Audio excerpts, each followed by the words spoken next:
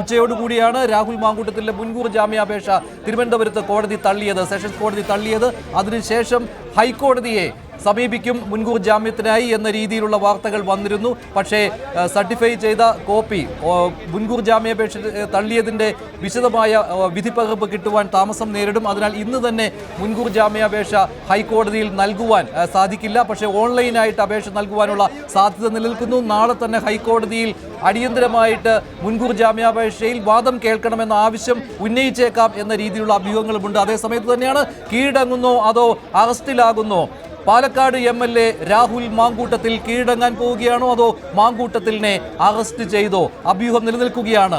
ജാമ്യമില്ല, രാഹുൽ മാങ്കൂട്ടത്തിലിനെ പുറത്താക്കിയിരിക്കുകയാണ് കോൺഗ്രസ്. വൈകിയ തീരുമാനം പാർട്ടിക്ക് തിരിച്ചടിയാണ്.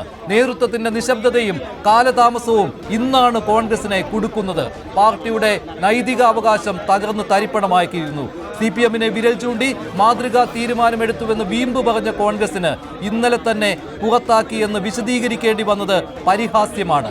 നൈതികത പറഞ്ഞ പാർട്ടിക്ക് തന്നെ നൈതിക പ്രതിസന്ധി ഉണ്ടായിരിക്കുകയാണ്. മുൻകൂർ നടപടി പറയുന്നവർ എന്തുകൊണ്ട് കാത്തിരുന്നു എന്ന ചോദ്യമാണ് ഉയരുന്നത്. വാക്കും പ്രവൃത്തിയും തമ്മിലുള്ള ദൂരം കോൺഗ്രസിന് തിരിച്ചടിയായിരിക്കുകയാണ്. രാഹുൽ ഷാഫി പറമ്പിൽ കൂട്ടുകെട്ട് കോൺഗ്രസിനെ കൊണ്ടുചെന്നെത്തിച്ചത് ചില്ലറ പ്രതിസന്ധിയിലുമല്ല.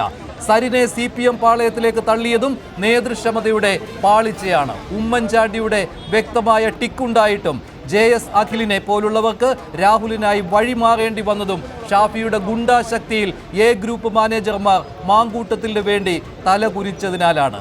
ജനാധിപത്യം പറയുന്ന പാർട്ടിയെ നിയന്ത്രിച്ചതും ധാർമ്മിക മുഖം തകർത്തും പാർട്ടിയിലെ ഈ ജൻസി ഇരട്ടകൾ വിലസുകയായിരുന്നു. ഇന്ന് 12 പേര് ചർച്ച ചെയ്യുകയാണ് കള്ളൻ പുറത്തായി, കഞ്ഞി വെച്ചവന് പിടി വീഴേണ്ടേ എന്ന കാര്യം.